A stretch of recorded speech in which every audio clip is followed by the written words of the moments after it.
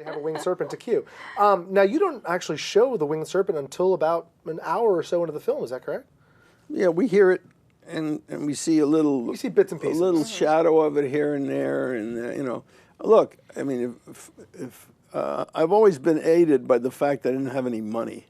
That always worked in my favor, you know, because if you have money, you're going to spend it. You're going to spend it on special effects, and you're going to pump more special effects onto the screen. And maybe some of the audience will like that better.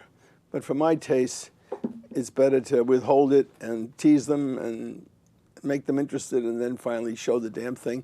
And you know, and we had good people doing the effects work. They won Academy Awards subsequently. Cook and you know, the other guy was working on King Kong. One of the guys just was one of the principal effects guys on the new King Kong picture. But you know, we just didn't have a lot of money to have 150 special effects shots in a picture. A gigantic actual creature. Yeah, around the streets. we could maybe afford to have 40 effect shots. So we had 40 effect shots, and the picture was carried by the fact that the performances were so good. You know, the acting was really fabulous in the picture. Michael Moriarty was very good. David Carradine gave one of his best performances. Richard Roundtree. And you know, it was just you know, Candy Clark.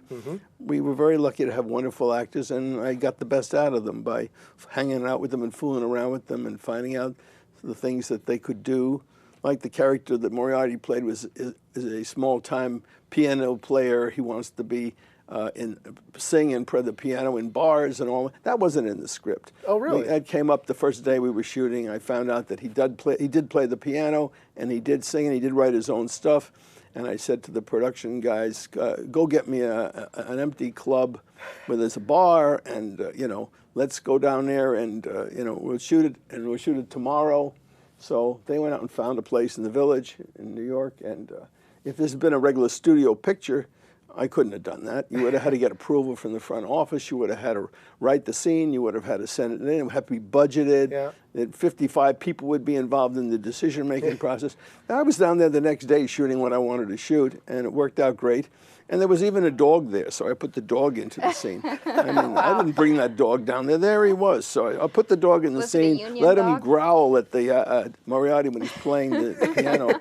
I mean, you know, and then Carradine showed up halfway through the scene, just came in from the airport. He'd been in Cannes. He'd never read the script. He had no idea what the picture was about. That's great. I said, sit at the bar and say this and say that. And he did his part. And you could never tell in watching the film. That's the best part. He had no idea what he was talking about and what this whole picture was about.